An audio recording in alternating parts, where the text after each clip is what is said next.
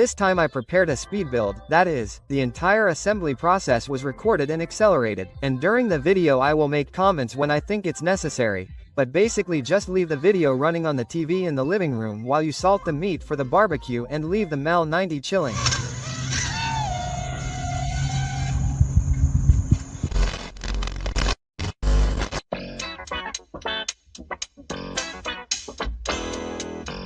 Well, guys, what's the point of this video here? What is it? It's practical? 3D printing is cool. You can definitely make your own drones with it. The problem is when it breaks, you have to print everything again. But, guys, I would be a hypocrite if I told you that the initial goal of this video here was this: to solve the problem of practicality, because I like different things, but it ended up going that way. But first, I want to show you what led me to make this video here. And obviously, it was some really cute stuff that MPS sent me here. They basically said, Raphael, look, we have these new engines there. Do you want us to send you some so you can put together a little project and test them? I said, wow, man, it took a while, send them over. So they were going to send me 4 engines. I said, no, man, when it comes to drones, if you have 4, you don't have any, right? Send me 5, because if there's a problem, I don't have to wait for you to send me another one. Quote, by the way, right? They always come with those little stickers that I think are cheap. Later I'll have to find somewhere to stick them. But the little motor, just so you understand. Look, these are the ones here. Look, little motor from the Neon series. It has a few kV options.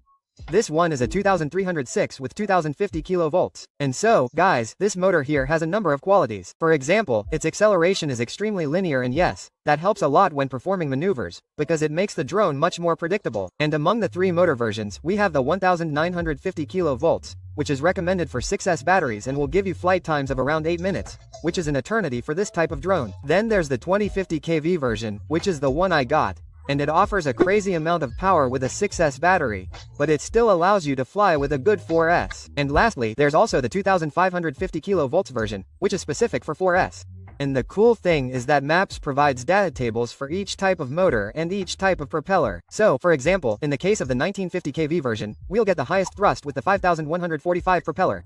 And if you compare it with the 2050 kV version, you can see that they're very even, but you get a little more thrust there, of course, at the cost of higher consumption as well, but it's still very comfortable for our ESC, which is 60. In the 2550 kilovolts version, since it uses 4S batteries that have a lower voltage, we also have lower thrust. Not to mention the maximum RPM, which drops from just over 32,000 revolutions per minute to less than 28,000 revolutions per minute. So this motor here will give us around 1,000 and something watts per motor.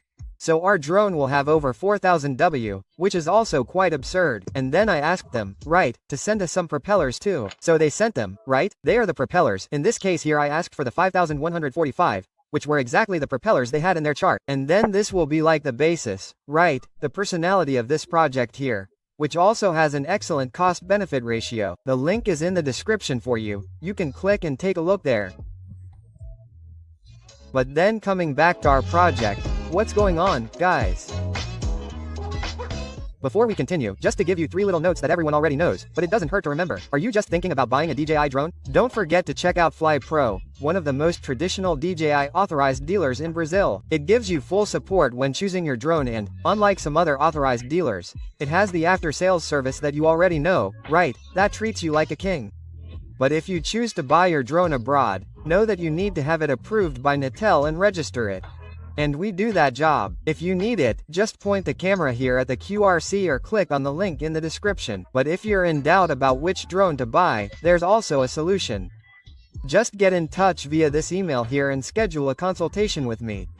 We'll talk live, exchange ideas to understand what you're looking for, and then I'll present you the options and help you choose the best alternative. Deal, guys? So, send me your messages. Let's go to the video. By the way, look how crazy this timeline is. Think about how hard it was to make today's video. So, at least leave a little like, okay? Let's watch the video. Well, guys, a while back the guys at 3D Prime sent me this filament, which you can see written there. Look, PET-CF15. What does that mean? It's a material very similar to PET-G, but without the G, but CFC15 says that it has 15% carbon fiber, which gives it a lot of resistance. But what's the deal? I can't just put carbon fiber in here and try to print with a brass nozzle, like this one. It won't work. Carbon fiber is very abrasive. So, I would have to upgrade the printer, put in a reinforced steel one, and also replace the extruder gears that Creality uses in plastic. Old man, Man, I can't even imagine how much money you save there. And then to use carbon fiber, maybe those plastic gears wouldn't work. So what did I do? Right, let's go shopping. First thing, a kit of original Creality nozzles for the K1 series printer, which is this one, right? It's a little longer than the normal ones. Hey, let me show you, you guys, right? But besides that, to print on carbon fiber, this nozzle needs to have a hole of 0.6 millimeters, not 0.4. There's a high chance of it getting clogged. So I bought this kit here because in addition to coming with several nozzles, some have 0.4, others are 0.6 and others are 0.8.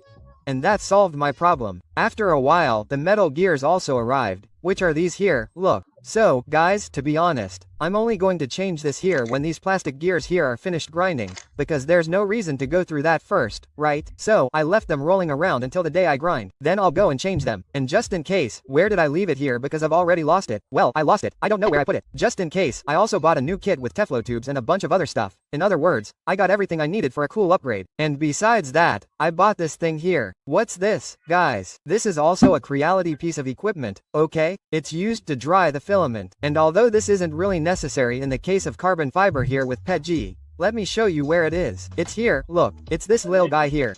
The filament goes in here and it heats up. You can select the type of material you want here. In this case, it's PA, which is nylon, right? But you can get PLA carbon fiber, PG carbon fiber. You have several there. Look, normal PLA and so on. And then each one has its own temperature. You set the time here and then it dries the filament so you can work. This is very good for nylon, very good for BS. And then, since I have two printers, I bought this model that is for two filaments, which later turned out to be stupid, because you can't define two settings, right? For example, if I want to dry abs and PTG or PLA and abs, it won't work. But, man, in the end, if you leave the filament at 60, 55, something, they will end up drying. The only problem is that it is not airtight, that is, you will dry it out. If you turn the equipment off, it will absorb the moisture again. So, if you are working with material, it is good to configure it there to stay on all the time. And then, I don't know, man, every day when you wake up in the morning, your filament will be dry and while you are using it during the day, it will remain dry. So, it is pretty cool. And so, guys, that was the upgrade I made for this project here. And I wanted to tell you this because now I'm going to explain to you what our project will be in the end and why I decided to do this. Look, this is BS, okay? Let me cut a little piece. Notice something here, look, if I do this, it will break, and the more moisture it has absorbed here, the greater the risk. But generally speaking, this is what happens, look. So, the entire path it takes from the filament, passing through the Teflon tube to the extruder, generally, there are no problems. Now I'm going to do the same with the carbon fiber. Look, do you see the filament there? Look here, look. That's the problem. Oh, Raphael, but doesn't the K1 have a filament sensor? It does. But if the filament breaks after the sensor, then it will never know that the filament is finished, because the filament will stop there at the sensor and it will finish pulling the little bit that's left here. When the filament runs out, she will continue the project until the end. She thinks the filament is coming out. And so, guys, it may not seem like it, but this is a print that lasts, I don't know, about 10 hours, depending on the settings. So, what was my solution to avoid having more problems again? Look here, look, do you see the roll here? I made some little black marks here on, look, here, oops, here, look, do you see here? And then I put the filament here inside the dryer. I put a webcam filming it. I adjusted the images all in OBS and opened a live on my secondary channel, because then I could go to the living room and watch Netflix. In the meantime, I would watch my channel on my cell phone and see if the filament roll kept spinning. I even shared it in the supporter group for anyone who wanted to follow along too, and everything went very well until about 5 in the morning when I got distracted. I don't know if something really interesting was showing on Netflix or if I was just too sleepy, but when I looked at my phone, the roller had stopped. I ran over here, it was clogged, I couldn't unclog it. I grabbed another nozzle, in fact this one was the first one, right? I have to unclog it later because it can certainly be used. So I continued. The printer is able to resume printing, but the problem is that it was already daytime, right? So I closed the studio window, went to sleep, and a few hours later I woke up, and when I was getting ready to remove the supports from the piece, this happened.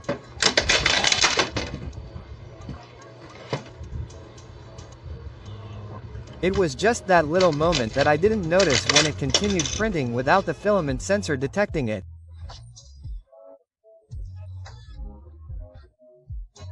A little layer had already passed there that was missing, it weakened here and finally, the frame was trashed.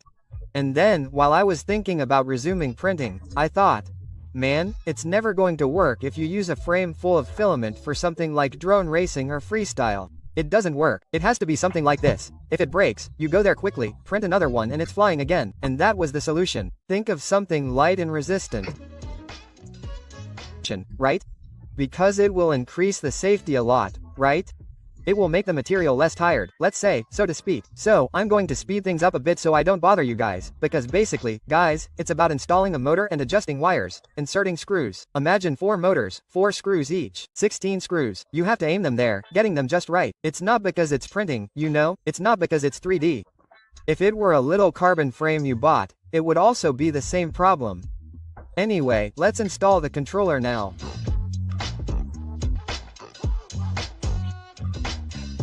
And this controller, guys, I think I've already mentioned this, it's not from MPS, okay? It's a printer from another brand that I bought at Alex. I even gave it away before I got in. I got a little desperate there and ended up buying it. You'll understand why. Fortunately, I only bought one, okay? What am I doing there? I'm measuring everything because this frame doesn't have much space, right? I didn't want to make it too high. So, what was the solution? There was no way. I had to put some taller spacers and put one thing on top of the other, right? Make a sandwich there. And then what I wanted to do was test, measure, see if I had a stand that would fit there and so on, right? So for the drone, anyway, it had to fit there. You have to put the ESCs, then you have the spacers, you have to put the controller, then more spacers and then again, right, man? Look there, yeah, by making the holes at least there are only 4. And then, lastly, you still have the O3 from a unit, right? DJI does something that I don't think is very cool, because you can't fix it to the standard, right? On the standard stand, it doesn't have a screw hole, so, you have to make a TPU support to be able to put it, right? Look there, the top plate. And now I can measure it. So I put everything in there kind of haphazardly, right? I even tried to see if I could put a little lower stand, but it didn't work, guys. I know the ESC, and I'm going to give you a spoiler. Okay, guys, there are the links there, but don't buy it yet, okay? Oh, gosh, Raphael is using it. I'm going to go buy it on AliExpress. Watch the video until the end, okay?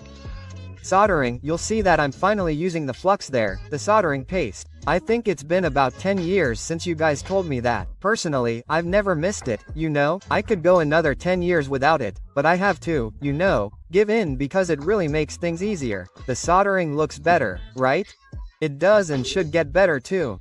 Putting the spacers there, right, which are flexible, right, made of rubber. And then what I'm saying, guys, is that it doesn't say where the top of the board was. So I had to put it in Betaflight to see which side was the top. And now, yes, right, you can go back there and continue the assembly. Putting the spacers there. And now, yes, we can put everything there to get a better idea. I'm using flexible screws, okay, to put the controller there. I think the nylon screw transmits less vibration. And then I also used it on the spacers, look.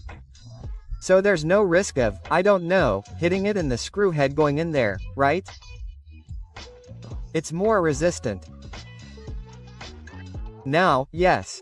Look, one thing, guys, in this project there, which I might modify later, is that in width it gets very close to the ESC pads, right?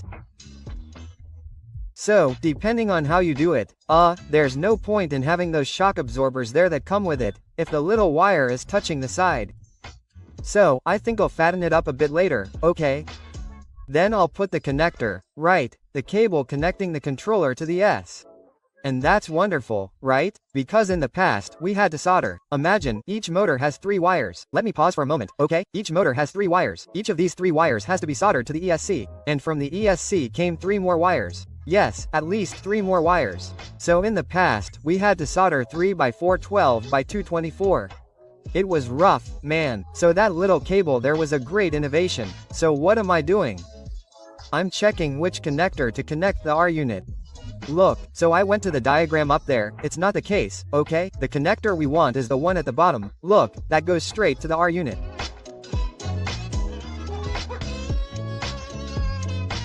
And here's a big problem, right, guys, because the unit series was in another project and I decided to cut it there. Actually, I had to cut the little cable, right? And now, then, I have to redo that cable. And, man, I know that part there is really annoying. I only put that there because, since this is a speed car, I wanted to put everything, right, from start to finish. But man, I'm going to speed this up in the editing because there's no reason. It's really boring. It's just there for the record. So let's speed it up. Look, there's the little cable, look, it's brand new. If it came from the store like that, no one would notice the difference, right? So, great. Let's move on to the next chapter. Really boring too, man. ES soldering is like that too, man. It's really boring, right? There's nothing satisfying about seeing that. It all consists of soldering the wires there, more or less the right size so there's no excess, right? And man, even with this soldering I thought, man, I'm going to make something pretty. I'm going to put it here through the little holes at the bottom, solder it, it's going to look really cool, because it also has that, right? You make your drone, it flies really well, but you're going to fly with your friends, and there's always the soldering sommelier who's going to look for where to solder the ESC. There's no way around it, man, right? If you fly, you know what I'm talking about. So, I made it all pretty, right? I put it there, look at that, and it even looks cool, right, man? It worked, it gave a nice contrast there. That little white wire with the black frame, but there's lands here. Do you remember that I said that this frame here had some little holes that had to hang a cat to be able to attach the motor wires? For some reason, you're flying, the wires started to swing, I hit the propeller. Since it didn't come out here in my impression here, which is rougher, I ended up using some double-sided tape, look, because also, you know, it worked. It stays attached there nicely, it won't bother you. Since this part, guys, I don't know if you have experience with drones, but like, the drone, look, let me pause for a moment.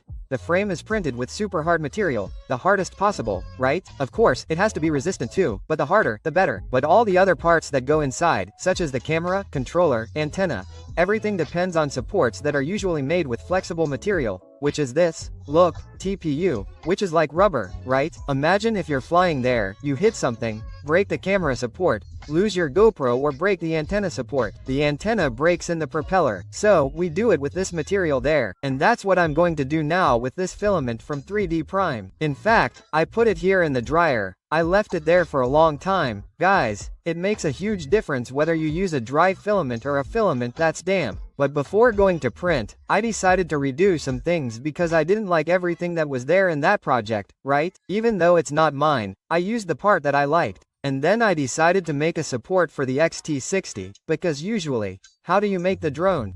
It has the connector here dangling, look, right? With this little wire. But when you take the battery off and on, you're always forcing the connector that's soldered on the controller board. So my idea was to make this little piece here and all the effort the TPU can handle when I'm taking the battery off and putting it back on. So, once that's done, let's go make a bunch of parts with the 3D printer. And guys, I was impressed with how easy it was to print with this TPU.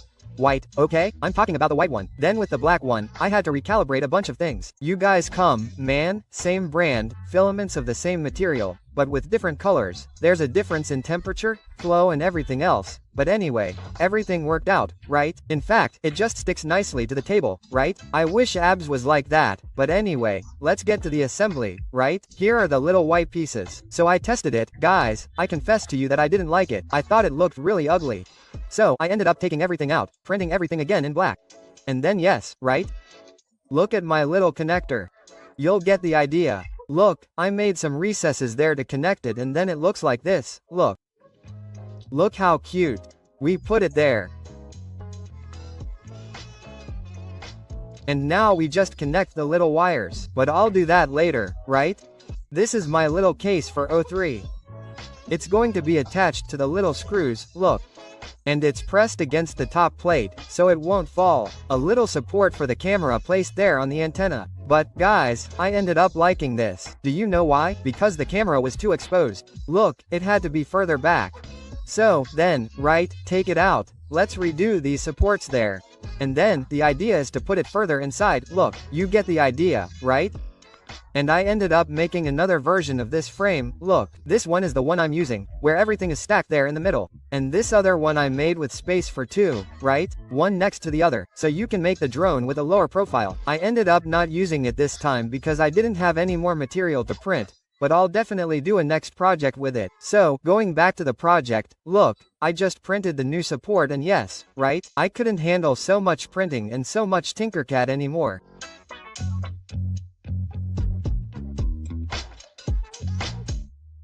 This part here, man, and it's a shame because it ended up being reworked because yeah, I'm soldering the little wires and everything. But this solution of mine for the battery, guys, I think that those who are smarter must have already realized that it has an absurd problem. I'm going to give you a spoiler that it simply didn't work, okay?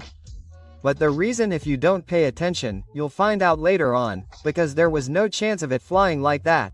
The idea is good, right? Look there. And it worked, but anyway, all happy, right? I didn't even know.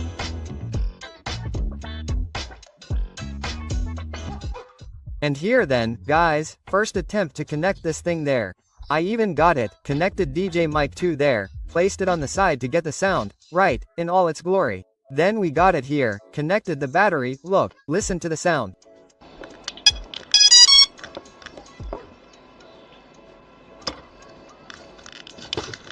Those who know, understand, right? Something's missing there after that noise. Let's go and see. Then, guys, the first thing I did there is obvious, right? I went there to measure the voltage on the pads that go to the controller's battery, right? Everything's fine. It's the voltage that's coming from the battery there, which wasn't full anymore, right? But it could still be a problem with the connector, right? A broken wire there, something like that. So I removed the wires from the connector and measured them on the part that goes to the board. Okay, same thing, no problem, voltage, everything fine reaching the board. And guys, you have no idea how long this took me. I checked everything, I dissolved all those pretty solder joints on the S of X and everything, soldered everything again to see if I could fix it. Oh, same crap. Same crap. There was no way to make this thing work. You'll see what it was now. Oh, look at that, look, how annoying. Let me fix the camera there. The first little connector there, look, which is exactly for the battery. I don't remember if it's positive or negative, but it's crooked. Look, it's even touching the connector on the side. It was almost short-circuited. So what did I do? Look, I have a pair of cutting pliers that I had on hand, and I was already a little pissed off, right? It was the thinnest thing I had. Then I also got a utility knife. Look at the size of the utility knife in relation to the connector, right? Anyway, with a little bit of care, I managed to put it in place, look. And then in the end, it was really straight. Patience, man. But look, what's up, right?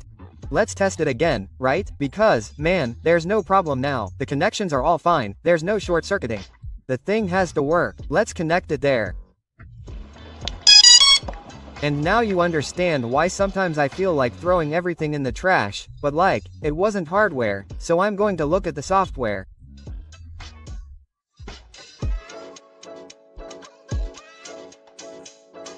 What I did there, guys, was connect the drone to the computer in Betaflight. The first thing you could see right away was that the motor wasn't turning. Then I saw that there was no ESC protocol selected.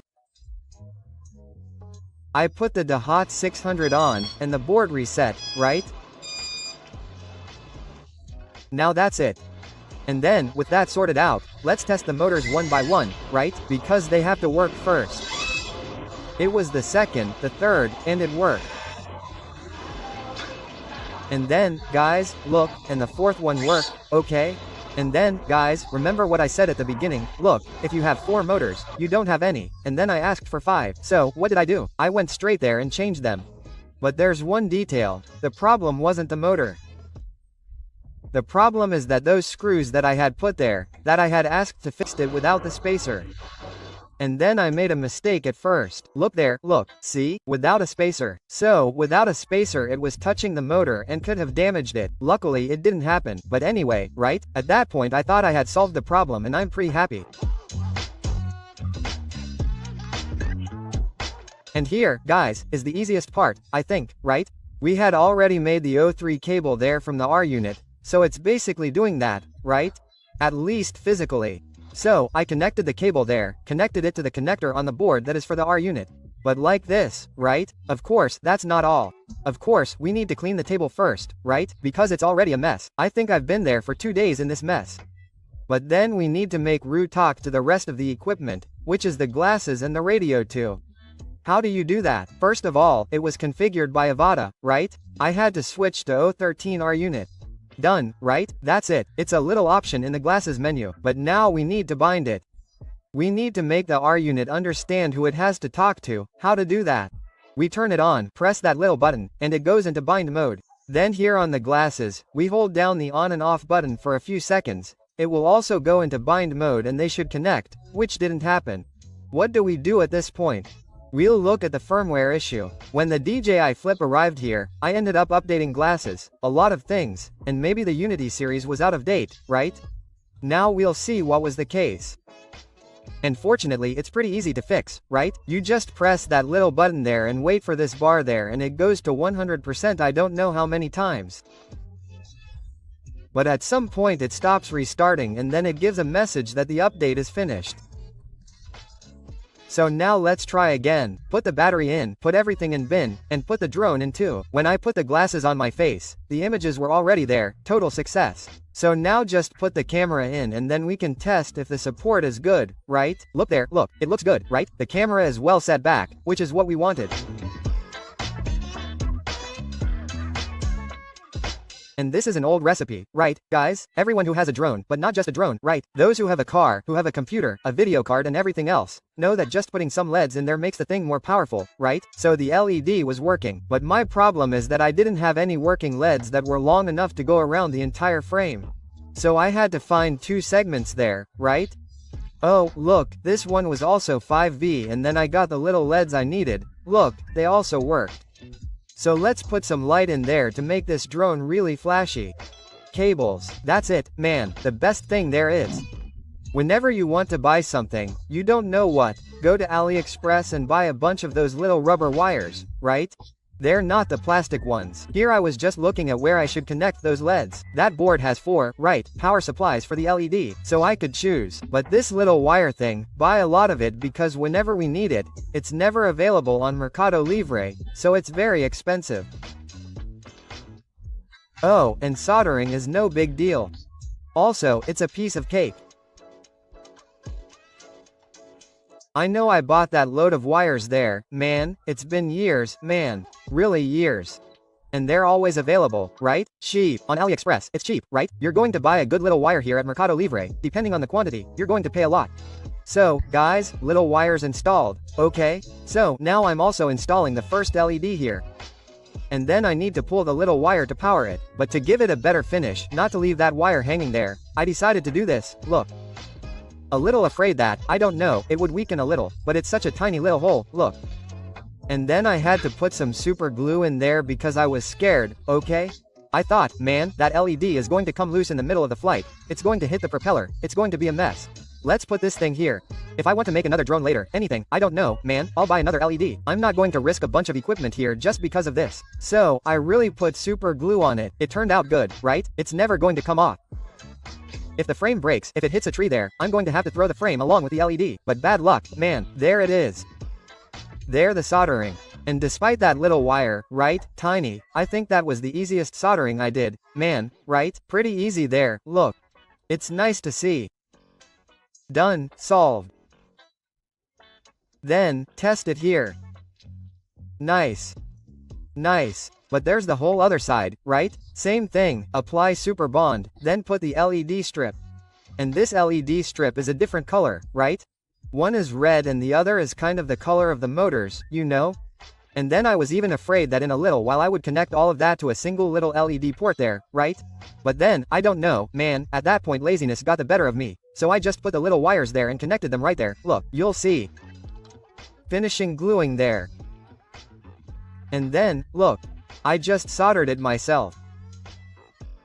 That was it, and let's move on because there was still a lot to do and time was running out.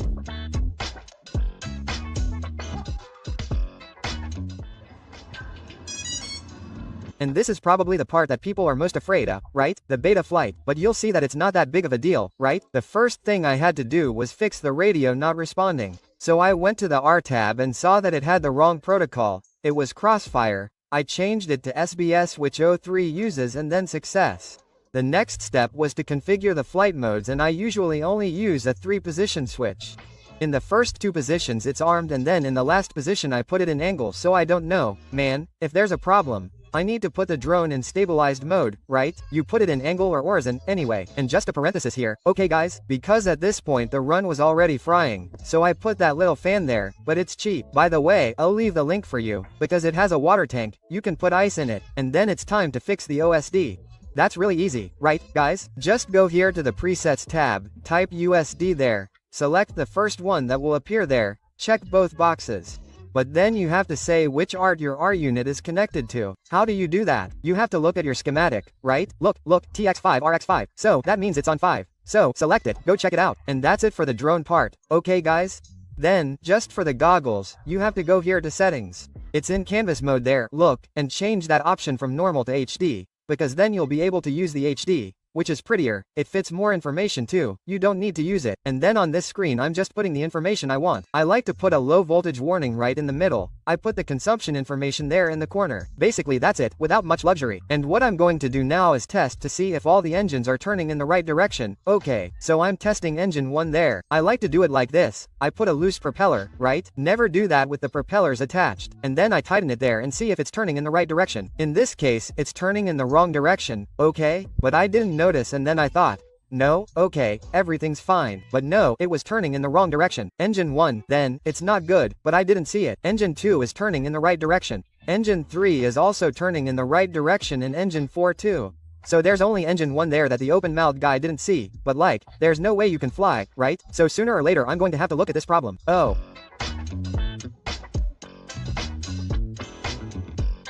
And then, now, finishing the assembly, I realized that I had forgotten to put the battery strap on. Man, luckily I had one, including from MEPS, right? And there was also a little plate there to put it on. So, it's easy, right, guys? Just a hassle of having to put everything back together. So, look, it turned out pretty cool. I didn't know if I would be able to fit a 6S, but it worked out fine. It protected the battery well, but then I realized something, right? Since I put those spacers in, you can't put the battery in there and have it pressed against that thing. It'll puncture, you'll ruin the battery. We're back to engineering, right? So I got a little frame as a base to make a kind of protection there, a little cushion, right? Then I had it printed. Man, time APS-E is amazing, right? In reality, it takes that long, I don't know, like 30 minutes to print this thing. Then put it in. Oh, I charge it properly. Battery installed 100%, look. Battery very secure. So, let's go, right, guys? Let's start by tidying up the table, it's already a mess. And notice that this is the first time in this video that I'm putting the propellers in, because it really is dangerous. So, I made a little bullet there, ready to fly, except for one problem. Guys, if you look there, you'll already understand. I had said that there was a problem with my XT60 solution. I'll let you hear the noise. It touches the propeller. Man, I can't believe it, man, I did everything, but I hadn't tested it. So, let's go back to engineering. And then I had to make a horizontal connector, because the propellers are really close together and it wasn't possible, there was no other solution, right? So, just print the thing. And, man, that's the idea, look, okay? It turned out cool too, right? And it doesn't touch, really there, look, it's really close, right? But it doesn't touch because the wire is inside there. The final result is good, so now I'm not changing anything else. 369 grams. I found it quite light with the 4S battery, 548 grams, 549. But it was made to fly with a 6S, right? So with it we get to 6,004 grams, so to speak, right? Thrust per motor 1,611 grams, total thrust 6.4 kilogram. That's a weight to thrust ratio of 10 to 1, that is, for every kilo of the drone there are 10 pushing it up. So think about something absurd, it must have been good to fly, I'll test it first.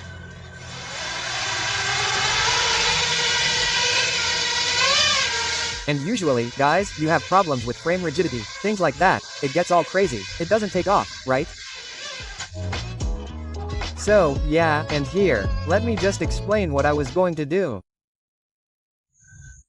You'll see that it didn't work, but that's okay. Before this flight here, I had done another one with a 4S battery, just to calibrate my finger, since I hadn't flown in a long time. And then I had a nice little flight. You'll see that there's nothing special about it. I'm having a great time, really good, because later I wanted to put the 6S battery in and then I would turn it blue. But anyway, watch it if you want, okay? If you don't like flying, you can skip ahead, but I'm going to play it here and stop talking.